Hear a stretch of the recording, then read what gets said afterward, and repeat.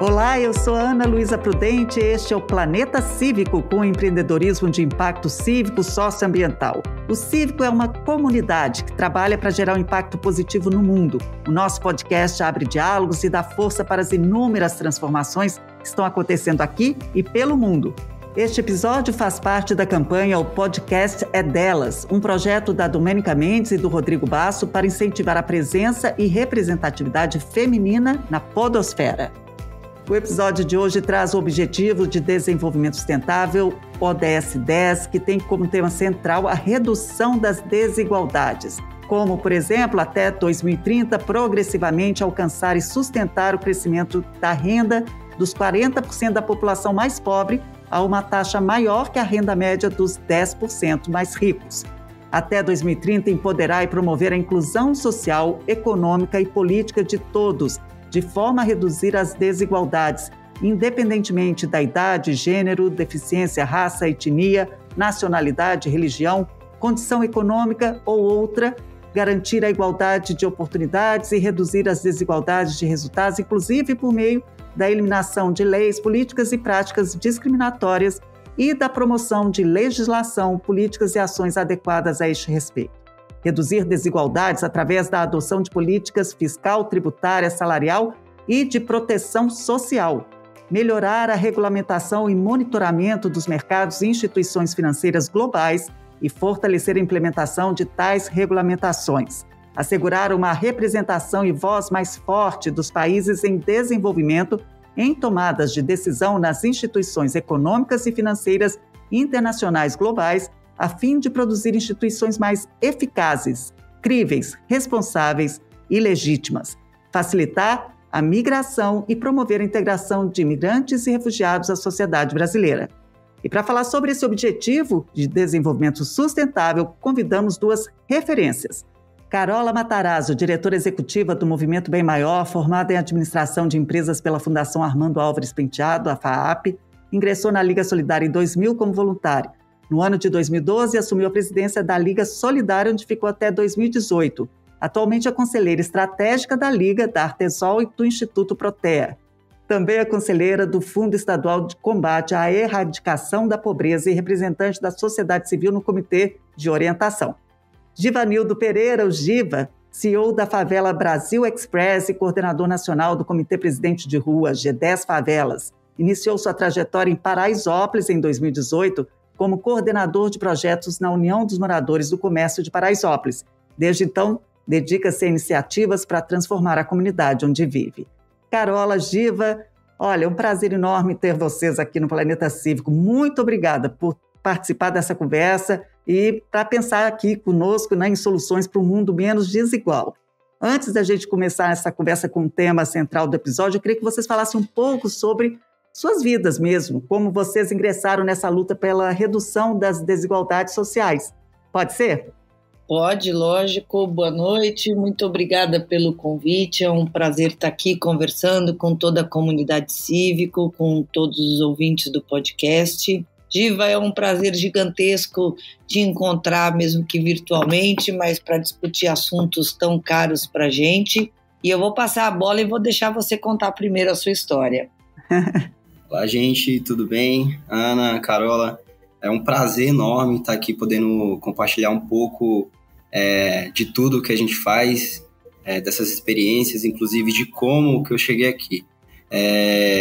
Bom, meu nome é Givanildo Pereira Basto, eu tenho 21 anos de idade. Minha história ela começou em 2012, quando eu vim junto com minha família de lá da Paraíba, morar em Paraisópolis, e quando a gente chegou aqui, a gente morava em uma situação de extrema vulnerabilidade social. Era um barraco com 2 cômodos que tinham um pouco mais de 10 pessoas dentro, só que eu naquela idade eu já não aceitava, por mais que a gente tivesse uma vida difícil lá no sertão da Paraíba, não se comparava ao que a gente encontrou aqui na região de Paraisópolis. Então, aquilo despertou uma vontade enorme dentro de mim de poder ajudar de alguma forma, não só a minha família, mas as pessoas que moram nessas regiões. Então, e eu descobri que através dos estudos era uma forma de ajudar. Então, estudei todo o meu ensino fundamental em escola pública, o ensino médio eu tive a oportunidade de conseguir uma bolsa integral em uma escola judaica, saí da favela, fui para essa escola integral, continuei morando na favela, e aquilo dali me transformou bastante, esse choque de realidades, né? Enquanto tinha jovens que, grosso modo falando, tinha tudo ali, e outros jovens não tinha nada, justamente por conta dessa diferença de oportunidade. E aquilo me incomodava bastante, só que me impulsionou mais ainda para poder ajudar as pessoas que moravam nessas regiões.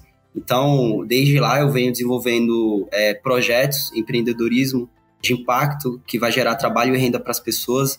Já desenvolvi 3 projetos dentro da comunidade Paraisópolis, desenvolvi sensor de enchente para aquelas pessoas que moravam na região de córrego, desenvolvi um projeto transformando lixo em arte, que ensinava os moradores a transformar aquelas coisas que seriam jogadas fora em algo material para poder vender. Também o Circuito Paraisópolis das Artes, que trazia pessoas de fora da comunidade para conhecer com um olhar diferenciado, com um olhar artístico e cultural, e sair com uma visão diferente, quebrar essa barreira do preconceito e trazer coisas boas, que é a favela, que é a potência que é.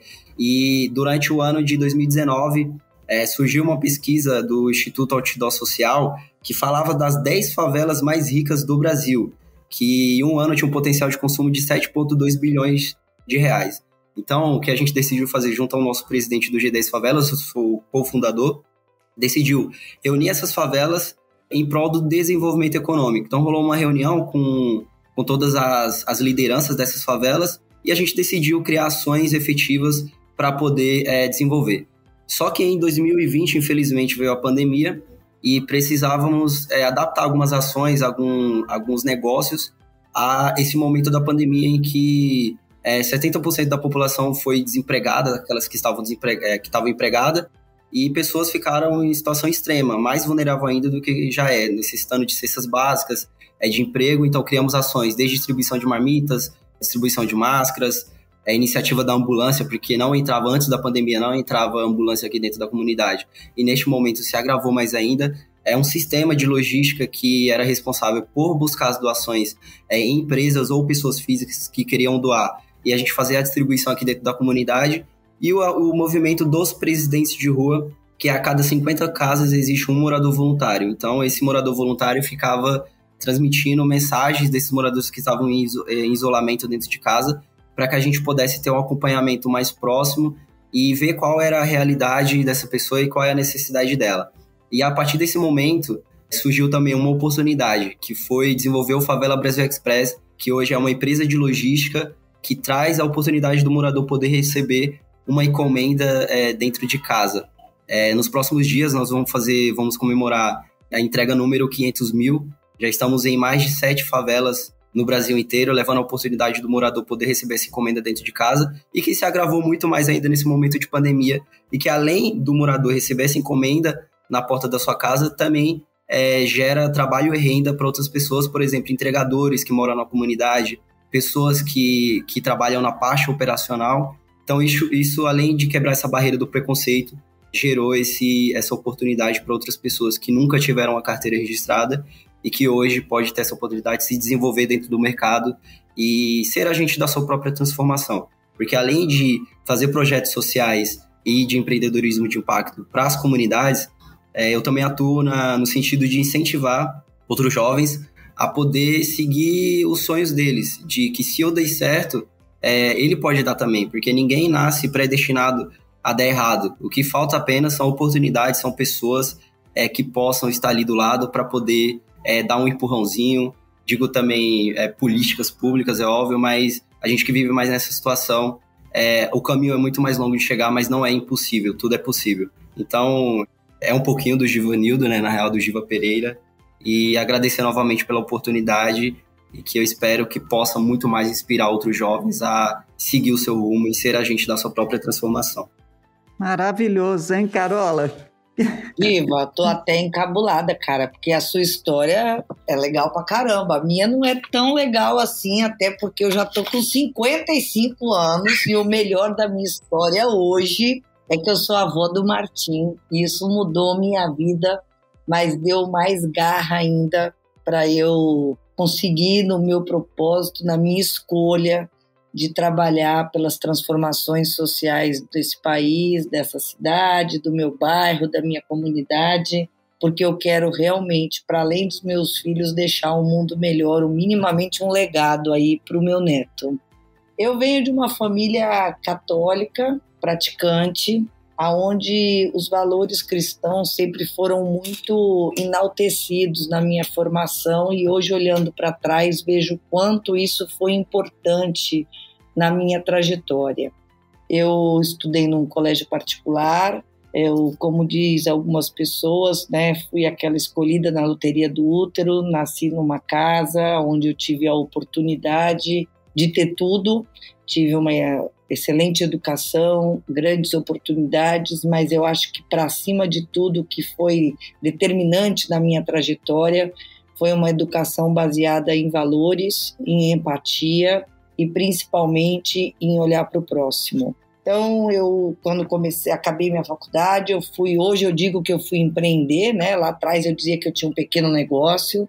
Eu tive uma marcenaria, eu trabalhei muito com madeira, eu trabalhei com tecidos para decoração, enfim, eu tive alguns negócios pequenos que eu toquei, e quando eu estava grávida do meu terceiro filho, eu tive aí uma parada para ver como eu ia dar conta da vida, trabalhar, dona de casa, filho pequeno. E nessa época eu fui chamada pela então presidente da Liga das Senhoras Católicas, que hoje é a Liga Solidária, para fazer um trabalho bem pontual, porque paralelo à minha vida desde sempre, eu fui voluntária, fui bandeirante muitos anos, e fui voluntária desde que eu estava, sei lá, eu tinha uns 12, 13 anos. Só um parênteses aqui que é divertido essa história, eu fazia curso de datilografia na escola. Olha como eu sou velha, hein? Brincadeira. E a prova prática era ir para a favela do Jaguaré, participar de mutirões para completar as fichas das pessoas que precisavam tirar RG, carteira de trabalho e tudo mais. Então a gente fazia aquele mutirão e a prova prática do curso de datilografia era preencher as fichas. Então, desde sempre, eu fui voluntária na Fundação Dorina Noel, muitos anos, porque a minha mãe trabalhou lá. Fui bandeirante, então sempre tive aí ações na comunidade, sejam emergenciais ou campanhas que eram necessárias fazer, liderando campanhas. Então isso já veio no meu DNA, na minha educação. Voltando para quando eu estava grávida do meu terceiro filho, eu fui para a Liga só para fazer um trabalho bem pontual, de levantar custos de um projeto que ia ser bem rápido. E lá eu fiquei quase 20 anos, e eu posso dizer que foi das melhores experiências da minha vida profissional, né? Apesar de eu ter sido voluntária nessa época. Era uma voluntária absolutamente profissional, porque trabalhava, eu brinco, 7 dias por semana e não 5, porque a gente vai se envolvendo e vai entendendo melhor o papel da gente, vai tendo encontros maravilhosos que vão mudando a trajetória da gente, principalmente no olhar e na concepção de mundo e de contexto que a gente está inserido. Lá eu passei os primeiros 4 anos trabalhando no chão da fábrica, subindo o morro, levantando demanda, escrevendo projetos, captando recurso para projetos, mediando rodas de conversa. Me deu uma grande base e eu acho que assim, uma grande vivência da realidade. E de lá eu fui tesoureira, fui vice-presidente, até que eu fui presidente da Liga. Participei de toda a transição de uma grande entidade que está com quase 100 anos, né, de um modelo absolutamente assistencialista para uma organização super profissionalizada. Só para vocês terem uma ideia, hoje é uma organização com mais de 1.000 funcionários CLT, com um orçamento gigante que atende mais de 12 mil pessoas por dia. Então eu falo que ali eu tive uma escola que é melhor que um PhD. Quando acabou meu mandato, eu saí, e, obviamente, queria me manter no setor, mas eu precisava trabalhar, minha vida tinha mudado, eu tinha me separado, meus filhos já tinham crescido, e eu resolvi que eu ia estudar. E eu estava pensando se era avaliação, mensuração de impacto, queria estudar quando eu tive a oportunidade de encontrar o Dr. Eli Horn, dono da Cirela, que me fez uma proposta de vir trabalhar para ele, organizando e ajudando ele a estruturar uma organização que ele não sabia bem como ia ser e aonde ia chegar. Mas ele tinha certeza que ele queria botar em prática um compromisso que ele tinha feito depois que ele assinou o Giving Pledge que era doar boa parte do seu patrimônio em projetos altamente relevantes no Brasil, das mais diversas causas, e que ele pudesse botar isso em prática, mas que a missão maior dele era inspirar outras pessoas à filantropia, à ajuda ao próximo, a olhar para os problemas brasileiros. Então isso foi há 3 anos, hoje o Movimento Bem Maior é uma organização social da sociedade civil, juridicamente constituída, que tem mais 7 pessoas junto com o Dr. Eli, nessa missão de fomentar, articular e ajudar a crescer a filantropia no Brasil e a cultura de doação, principalmente. Hoje a gente apoia diversos projetos grandes e relevantes no país, como Todos para a Educação, Parceiros para a Educação, Gerando, Falcões, Instituto Iungo em Minas e tantos outros, e a gente tem aí mais 2 braços, um de fomento à cultura de doação. Então, como que a gente pode ajudar esse ecossistema da cultura de doação a se fortalecer e estar mais estruturado, com mais dados, principalmente para a gente poder exercer uma filantropia bastante estratégica, onde a gente possa destravar processos, onde a gente possa fazer esse recurso financeiro ser altamente multiplicado, porque a gente sabe que ele é finito e ele é um recurso que pode correr risco. Então, a gente entende que é um recurso essencial, principalmente para modelos inovadores, replicar modelos que já foram experimentados e também para fortalecer as organizações da sociedade civil, pequenas ou grandes. E as pequenas eu me refiro a um projeto que a gente tem que se chama Futuro Bem Maior, onde a gente apoia organizações da sociedade civil, Brasil afora, normalmente organizações que estão em municípios menores, que têm mais de 5 anos de existência, em qualquer eixo temático. Porque aqui a que a gente está visando é poder contribuir para que essas organizações sejam fortalecidas, principalmente nas suas lideranças, para que elas possam ter a capacidade de gerar transformação e impacto no seu território.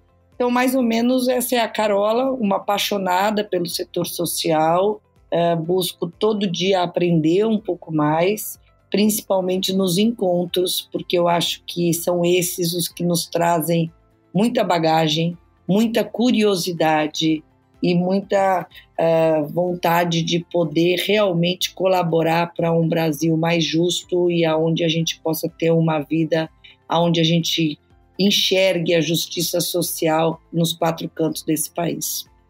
O que eu acho incrível é exatamente essa possibilidade, é o Planeta Cívico, de reunir pessoas assim com trabalhos que estão em pontos, né, em lugares e posições e pontos de vista diferentes, mas que estão, né, mesmo juntas numa construção dessas soluções e dessa redução da desigualdade social. Então, uma história maravilhosa também, Carola. Muito bom ter vocês aqui para poder falar sobre esse ODS, né, gente? Quando a gente fala sobre desigualdade, né, que é o Brasil, infelizmente, né, a gente vê aí o relatório, por exemplo, da Oxfam Brasil, que é o relatório sobre a desigualdade mata, né, que revelou que os 10 homens mais ricos do mundo dobraram suas fortunas durante a pandemia, enquanto a renda de 99% da humanidade caiu. Quer dizer, a gente está falando de Brasil, mas está falando de mundo, né, do planeta. A questão da concentração de renda é algo que só faz, né, essa desigualdade aumentar e não está só aqui no Brasil. No Brasil são 55 bilionários com riqueza, a gente tem aqui alguns dados, né, 176 bilhões de dólares.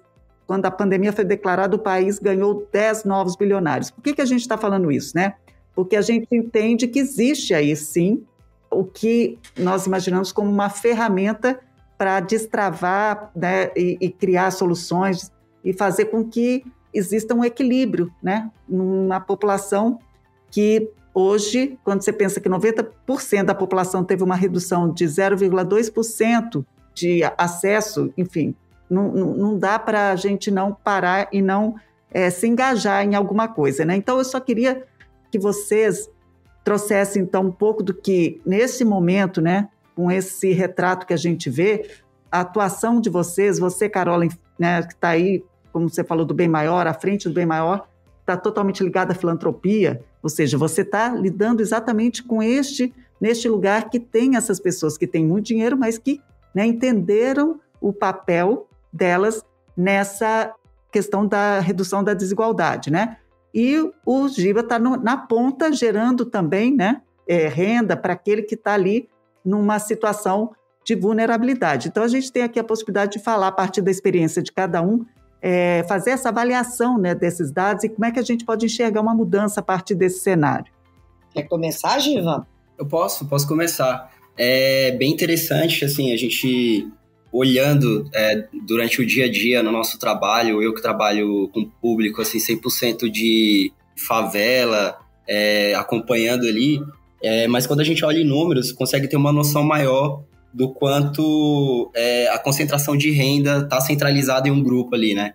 Então, acho que a gente parando, olhando assim, o Brasil é um país muito rico, onde que não deveria, em nível menor, existir a pobreza, porque se a gente tiver oportunidade, fazer com que essas pessoas que estejam no nível de classe de extrema vulnerabilidade social ter acesso a uma educação de qualidade ou acesso ao empreendedorismo, seria assim, incrível, porque a gente não adianta só dar o peixe para a pessoa, a gente precisa dar a vara para ela poder pescar. Então, o que de fato hoje empodera o morador, empodera essas pessoas que estão em área de extrema vulnerabilidade social, é colocar o dinheiro no bolso, né? É importante a gente ter atuação social para as pessoas que precisam, mas a gente precisa colocar o dinheiro no bolso, ensinar ela a pescar e fazer com que ela chegue mais longe.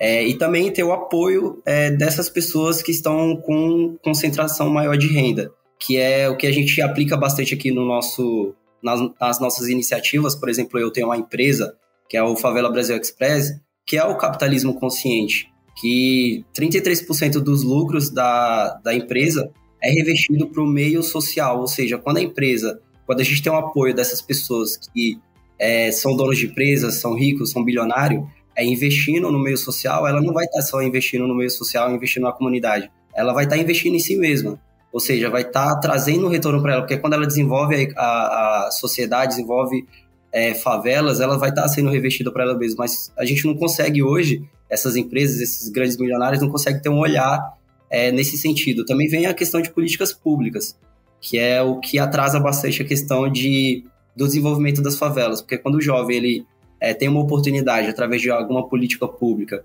seja por meio da educação ou por meio do empreendedorismo, ele vai ali ajudar a desenvolver a comunidade, porque eu falo que eu sou privilegiado, porque eu tive o acesso, eu tive um estalo rápido de ir atrás da educação, de poder se desenvolver dentro da comunidade e ajudar cada vez mais, mas quantos outros jovens dentro da comunidade não gostariam de ter a mesma oportunidade? Então, se a gente tiver... o que eu falo bastante, a gente foi na Colômbia agora e descobriu, olhando rapidamente, que existe a união de poderes, que é o poder público, o social e também iniciativas privadas. Então, eles se juntaram em prol do desenvolvimento social e hoje é totalmente diferente do que era há muito tempo atrás. Então, é um desejo, assim, uma coisa que eu gostaria de fazer nas favelas do Brasil inteiro, é uma coisa que eu estou correndo atrás. Por mais que seja difícil, a gente está tentando. Eu acho que a gente tem alguns pontos aí, né, que a gente pode ressaltar. Eu concordo plenamente com o Giva, mas eu queria enaltecer aqui um problema grande quando a gente pensa em redução da desigualdade, né? Quer dizer, eu acho possível sim reverter esse cenário, mas o problema maior que a gente tem hoje é o tempo, né? A gente tem uma urgência que se transformou em emergência, principalmente na realidade brasileira e em outras do mundo. A gente precisa realmente estar, enquanto sociedade civil, organizada, olhando para esta prioridade, concentrados nessa prioridade que é a redução da desigualdade. Eu penso que, pensando que as desigualdades vão para além da renda, a desigualdade no Brasil e no mundo é uma consequência de uma sociedade que mitigou, não priorizou a igualdade de oportunidades como o Giva traz. Quer dizer, o Giva é uma exceção à regra que teve acesso e que conseguiu aproveitar isso com unhas e dentes, que todo mundo que tem uma oportunidade dessa, graças a Deus, o que a gente vê sempre, né, Giva, é que aproveita ao máximo. E eu acho que, como a gente não deu acesso às políticas públicas que vão poder zelar pelas garantias de direito elementares, né, que estão aí na nossa Constituição, quer dizer, a gente não respeita o 5º artigo da nossa Constituição, que teve um olhar bastante profundo para a Declaração de Direitos Humanos, quando foi feita lá em 88. Então, a gente realmente não teve, nem a gente e boa parte do mundo não teve esse olhar profundo, né? Eu corroboro a fala do Giva falando que a gente não tem um acesso à vida digna, moradia, saneamento, educação de qualidade, saúde, inclusão produtiva. Então, tendo uma visão mais ampla assim, eu acredito que para além da conscientização da sociedade, a gente tem que olhar para uma parcela individual, né, pessoal, da corresponsabilidade de cada um para mudar o tabuleiro desse jogo.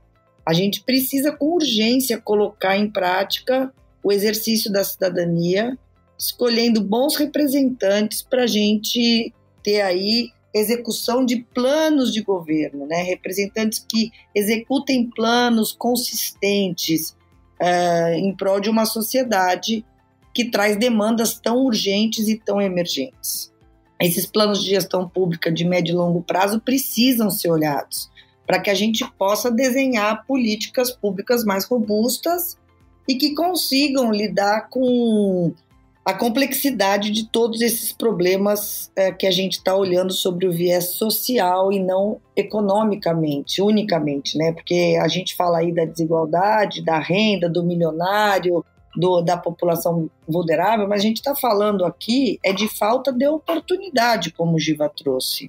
Então, eu acredito que a gente tem um trabalho enquanto sociedade gigantesco de mudança de mindset de geração, que a sociedade vai ter que fazer uma grande escolha, que só a gente vai poder fazer, que sociedade a gente quer viver, que Brasil a gente vai querer ter para poder olhar e resolver esses problemas estruturantes que a gente tem por aqui.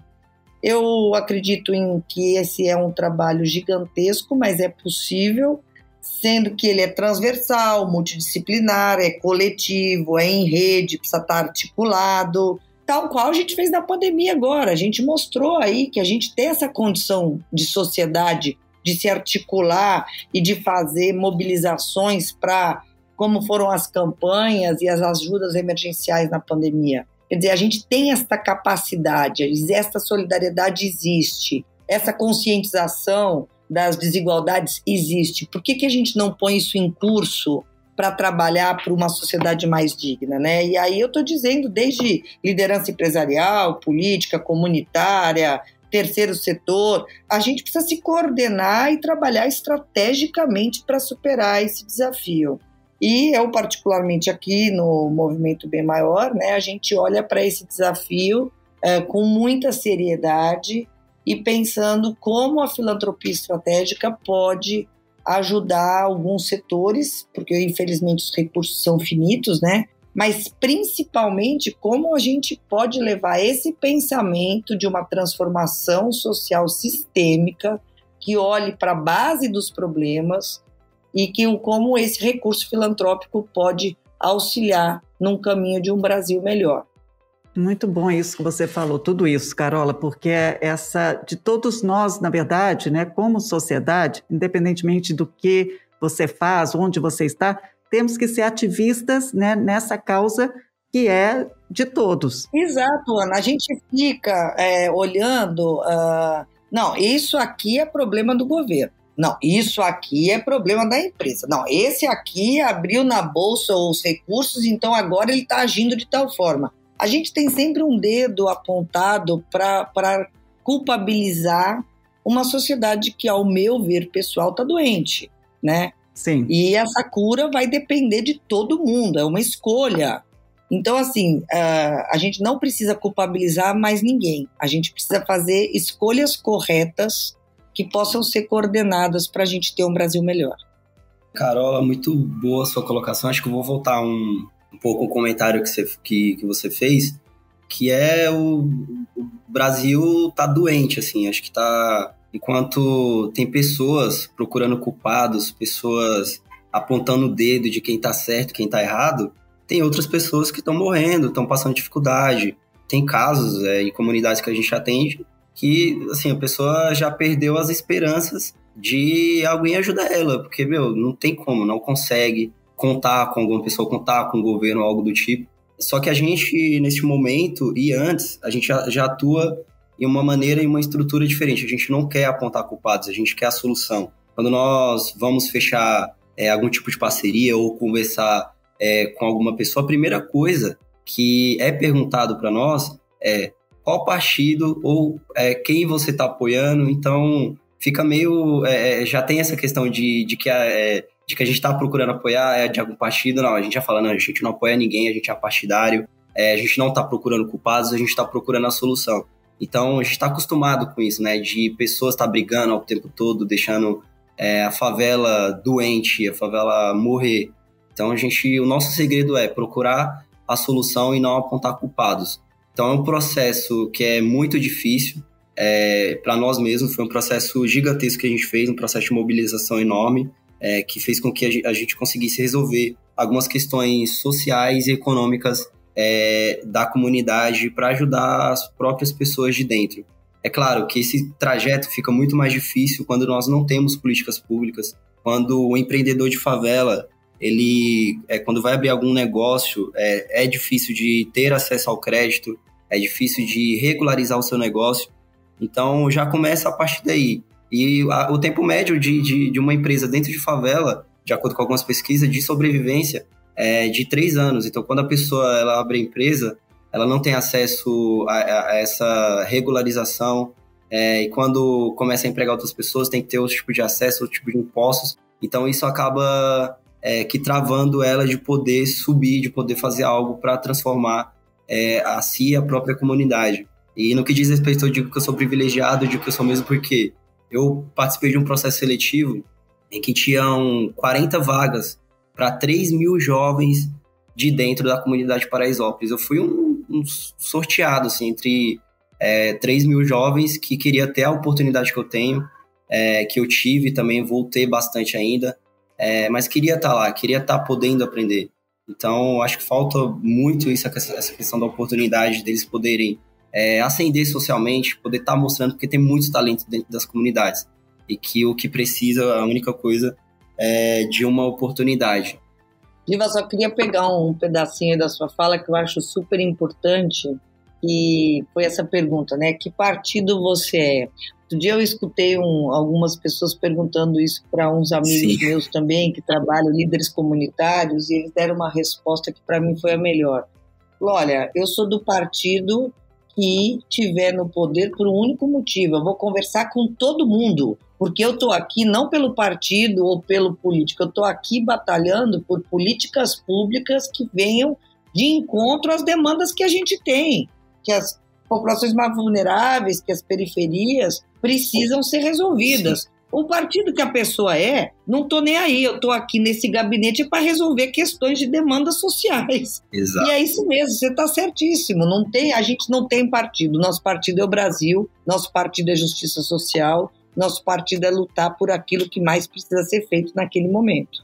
Exatamente, é bem interessante essa questão, e eu reforço, enquanto tem gente morrendo, tem gente brigando por partido. Então, a gente é recebido em qualquer lugar, independente, seja religião, seja raça, seja partido político. E, de fato, a gente vai procurar a solução. A gente não quer saber de briga. A gente não quer deixar o povo morrer. Mas, se todos tivessem essa mesma cabeça de se unir, procurar a solução, acho que, partindo do princípio de que o Brasil é um país rico, eu falo que Deus é brasileiro, eu acho que a gente teria muito mais pessoas vivendo em situações melhores, seja social ou econômica.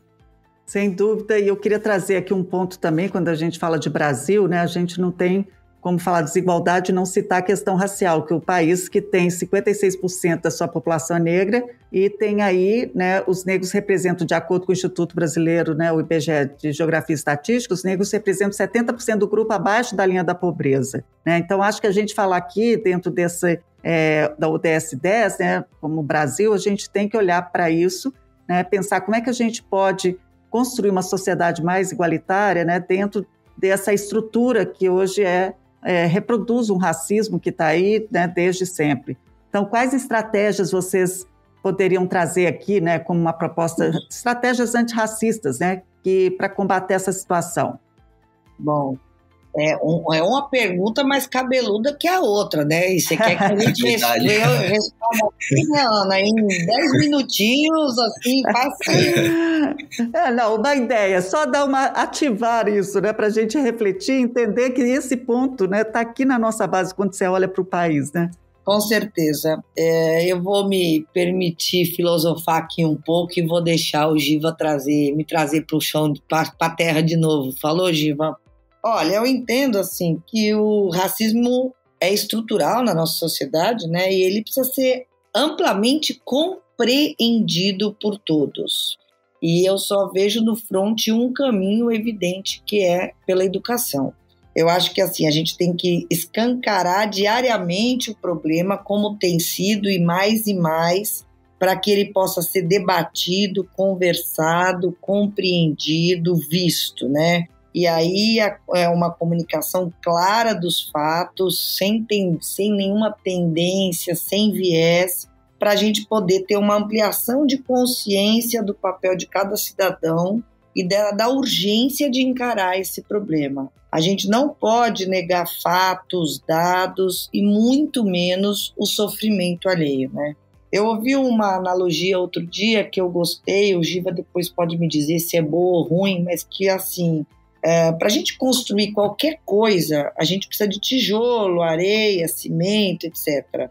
O racismo estrutural para uma sociedade está no cimento, né? A gente constrói uma sociedade onde o cimento está representando o racismo. Cada tijolo foi posto, né? Espero que a gente esteja mudando isso, e foi acimentado ali com preconceitos, com pré-olhares e com um racismo que foi se arraigando nas estruturas da nossa sociedade. E aí a gente precisa encontrar novos modelos de construção e de materiais realmente, né? Materiais humanos, valores, prioridades. E aí eu falo o óbvio, né? Do engajamento da sociedade civil nessa luta, que não é de ser contra o racismo, mas de ser uma sociedade antirracista, né? E que isso realmente seja uma prerrogativa de uma sociedade mais equitativa, igualitária, com mais justiça. E, obviamente, que a gente precisa de políticas públicas decentes e urgentes para a gente conseguir chegar nesse ponto. Educação de qualidade para todos, já, imediatamente, né? Que possa garantir minimamente a igualdade de oportunidades, como a gente falou aqui. Inclusão no mercado de trabalho de forma digna, que a gente possa possibilitar aí ter pretos nas lideranças, nas mesas de tomada de decisão, nos boards das empresas, em diretorias, falando realmente o que todo mundo precisa conhecer, ouvir, sentir e aprender, né? Fomentar políticas públicas de incentivo cultural, onde a gente tem aí o reconhecimento das culturas ancestrais, produzidas por séculos, né? E que hoje estão excluídas, esquecidas ou que foram aí perdidas na história. Mas, para mim, o ponto crucial, e aí saindo um pouco disso que eu acho que é um pouco óbvio, eu tenho aí um ponto que eu acho que é estratégico e que pode ser uma grande virada, que é ter uma escuta ativa, né? Dos que hoje as pessoas hoje que têm caneta, que estão tomando decisões, que são formadores de opinião. Os pretos devem ser os protagonistas dessa discussão. Eles têm a autoridade moral para ressaltar suas demandas e ajudar aí a buscar soluções para esses problemas complexos que a gente está conversando aqui. eu entendo que a multidisciplinariedade aí de culturas, trajetórias, pode ajudar a encontrar sinergias, pontos de convergência, solução para parte dos problemas que a gente está conversando.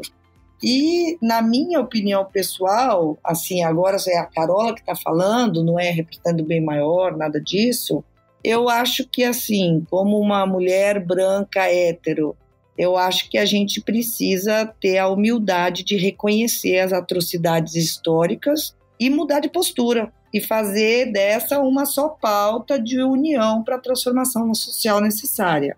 Cabe a gente, nós brancos que estamos nesse lugar, ter a humildade de dizer essa pauta antirracista é minha também, não é só dos pretos, e fazer com que isso encontre novos caminhos para acontecer.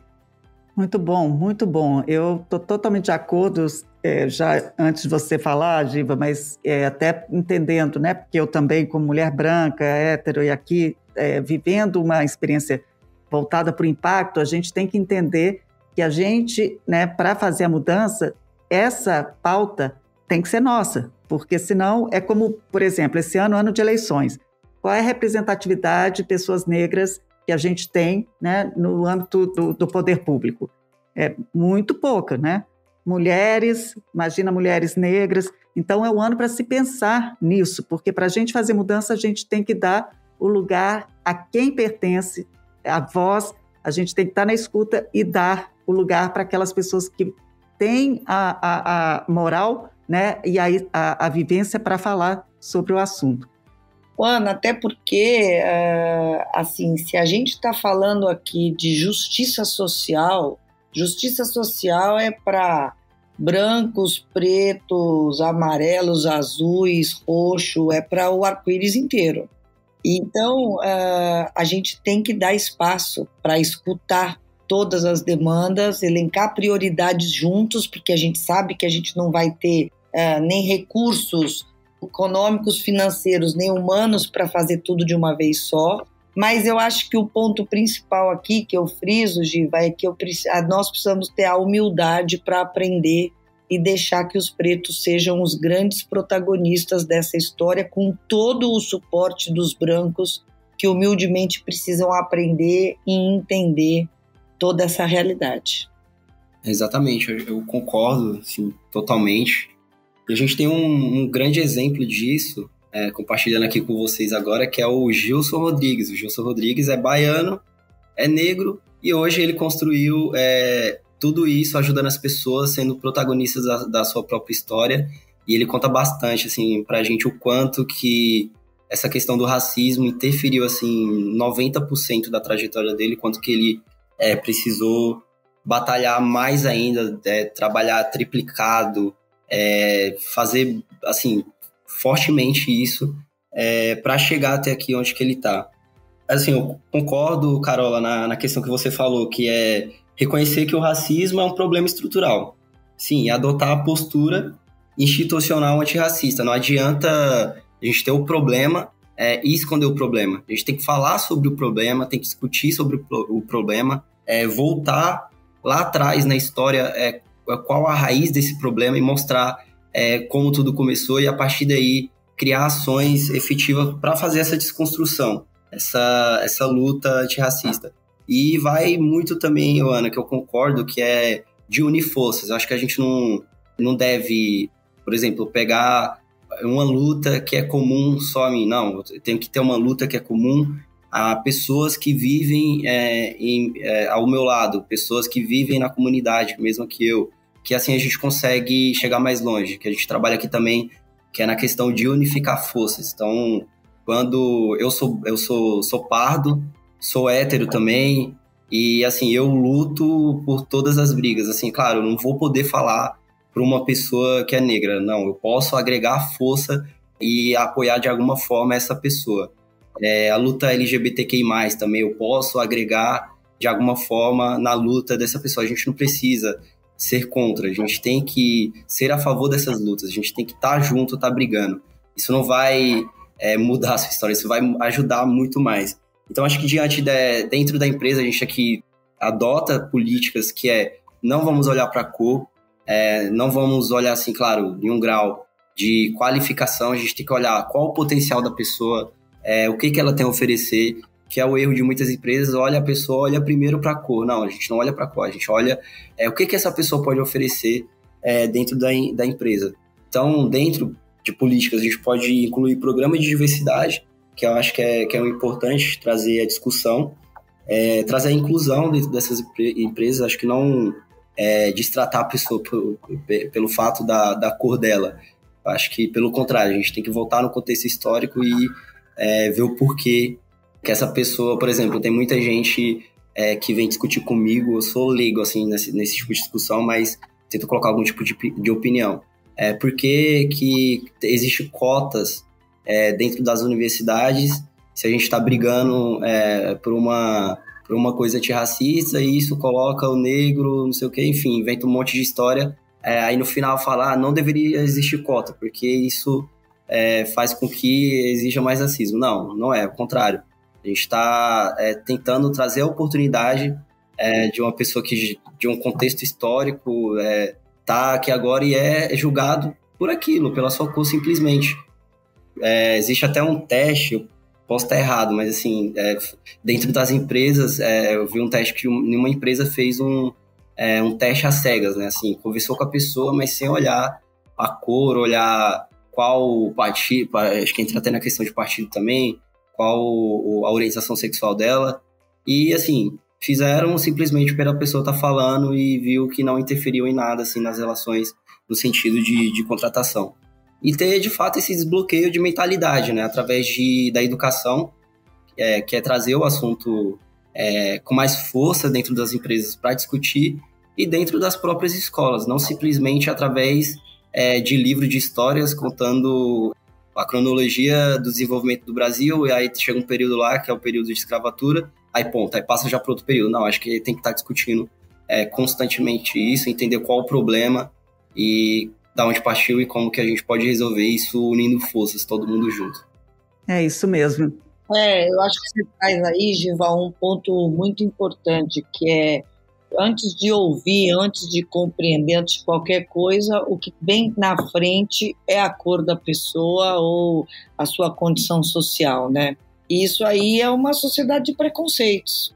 Então a gente volta para a primeira frase aqui da nossa discussão, quer dizer, se a gente acredita que a gente tem que construir uma sociedade que respeita as suas leis, por exemplo, a gente tem que respeitar o 5º artigo, que é todo mundo é igual perante a lei e tem oportunidade igual. Então é por isso que a gente tem que batalhar, não é porque a gente acha que um é melhor que o outro, ou que existe ou que não existe, não tá na conta se existe ou se não existe, está na conta o que a gente está vivendo e o que a gente está vendo, esse disparate da desigualdade social, quer dizer, de alguma forma, todos esses preconceitos que constituíram essa sociedade, esses aprendizados equivocados vão ter que ser desconstruídos sim.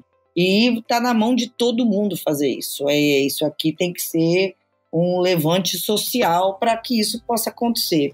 Por último, só para acabar, eu acho super interessante essa discussão de cotas, Giva, porque eu era bem ignorante nesse assunto e fui estudar um pouco e aprendi o seguinte, que uma das justificativas, tá? Eu sou absolutamente a favor, tá? Mas uma das justificativas que a gente escuta dos países que fizeram lei de cotas, como, por exemplo, os Estados Unidos lá atrás, eu ouvi uma vez a Hillary Clinton falando que nos Estados Unidos aquilo ali era um ato pedagógico.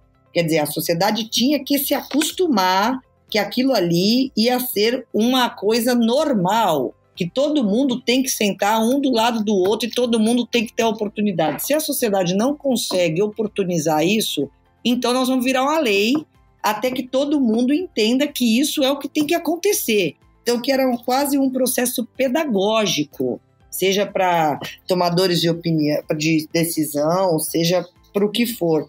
E eu achei que, no caso do Brasil, a gente pode tomar isso como uma forma pedagógica também, das pessoas entenderem que todo mundo tem esse direito, porque não é possível. Perfeito, perfeito. Porque não pode existir uma sociedade com poucos privilegiados. Isso não é sociedade, né? Exatamente. Uma sociedade preconceituosa, né? Que tem preconceitos, né? Olha, a gente está chegando ao fim, então queria só agradecer mais uma vez a oportunidade de ouvi-los, de poder, né, trazer para o público que está aqui nos acompanhando essa visão e essas iniciativas. E muito, para mim, assim, é o que a gente vive aqui no Cívico, né? A oportunidade de ter acesso a quem está fazendo ou construindo, né, caminhos aí que a gente precisa fazer para que haja realmente uma transformação, uma inovação social. Então, parabenizo mais uma vez Carola pelo trabalho à frente do Movimento Bem Maior, Giva pelo Favela Brasil Express, sabendo que você está aí também fazendo outros, né, tantos desafios, superando, criando, né, tantas novas oportunidades para outros jovens, inclusive, junto com o Gilson Rodrigues e todo o time aí do pessoal de Paraisópolis. Então, é muito gratificante poder contar com vocês aqui no dia a dia também do Cívico, mas nesse podcast. E eu queria só que vocês deixassem aí uma forma dos nossos ouvintes aqui poderem acessar, contribuir, tirar dúvidas sobre o trabalho que vocês desenvolvem. Pode ser? Lógico, é um prazer conversar com vocês. Giva, sou sua fã já, só de te escutar. Maravilha. E te dizer que eu sigo dizendo que são os encontros que fazem a vida da gente mais rica. Não é a conta bancária, não, são os encontros. Isso aí. Então, te agradeço por esse encontro, mesmo virtual, e estou à disposição para quem quiser conversar e que a gente possa trocar. Meu e-mail é carola@movimentobemmaior.org.br e que a gente possa seguir nessa pauta, nessa luta, acreditando que esse país vai ser um dia muito melhor para todos nós. Exatamente. Ana, muito obrigado. Carola, acho que essa troca de experiências acho que é muito interessante, principalmente eu já venho de um contexto assim, de atuação no sentido social há 2 anos, 3 anos no máximo, e eu estou começando a enxergar assim, de uma outra forma, pegando uma forma geral, mas trocando experiências com outras pessoas que já passaram e ainda passam por isso. Espero ter a oportunidade da gente se conhecer pessoalmente. Te convido para vir até o nosso pavilhão social do G10, para te apresentar as iniciativas, apresentar o que a gente está fazendo pela comunidade, não só em São Paulo, não só em Paraisópolis, mas no Brasil inteiro. E para contato, tem meu Instagram, que é Giva Pereira BR, tem o Instagram Favela Brasil Express, do G10 Favelas BR, e o site do G10 é www.g10favelas.com.br. Então, quem tiver interesse de conhecer, é só entrar lá no Instagram, mandar mensagem que a gente tira todas as dúvidas. E é isso aí, acho que eu queria deixar só uma mensagem, que é para os ouvintes, para as pessoas, que a insegurança, ela não se combate com segurança, ela se combate com convivência, que é muito do que eu convivo aqui com essa questão de entrega, que as empresas antigamente tinham medo de entregar aqui dentro. Mas depois que eu mostrei para elas que dentro da favela tem um mercado, tem oportunidade, de que o morador ele tem um poder de compra grande, que ele quer comprar, quer consumir, quem não está enxergando isso como oportunidade está perdendo a oportunidade. E convido a todos que quiser conhecer a comunidade, que quiser conhecer Paraisópolis, estamos de portas abertas para poder recebê-los. E muito obrigado, beijo de coração e agradeço por essa oportunidade. Ô Giva, dá um beijo no povo do Casulo. A Liga tem uma unidade lá dentro, o Casulo, que é menina dos olhos da gente. A gente assumiu faz 2, 3 anos só e virou aí um bibelô da gente lá. Manda um beijo para todo mundo de lá. Manda. E, Ana, muito obrigada pela oportunidade. Olha, muito obrigada a vocês. Eu também estou com saudades lá do pessoal lá de Paraisópolis. Giva, manda também um beijo grande. Vem para cá também, viu? Não precisa nem convidar, né? Você já é da casa. Pois é. Pessoal, gente, quem não conhece tem que ir lá, porque além do pavilhão hoje ser assim, uma imersão, né, nesse mundo de impacto, você tem lá, né, o Mãos de Maria, uma feijoada maravilhosa, né, tem o pessoal do Costurando Sonhos, a Sueli, que está, né, fazendo a moda, que é a moda sustentável socialmente, não só ambientalmente, né? Não, são várias iniciativas que, olha, quem não foi ainda tem que, hoje, amanhã, já marcar para ir. Então, obrigada, pessoal. Fica aqui também o nosso convite para acompanhar o Planeta Cívico. Eu sou Ana Luísa Prudente. Esse foi o Planeta Cívico, a sua comunidade de empreendedores de impacto socioambiental. Acompanhe a gente nas redes sociais, @cívicobr, acesse também o site civico.net. Nossos programas são mensais e nós vamos nos ver sempre na última sexta-feira do mês. O podcast Planeta Cívico é produzido pela agência Digitale. Acesse digitale.com.br/podcast.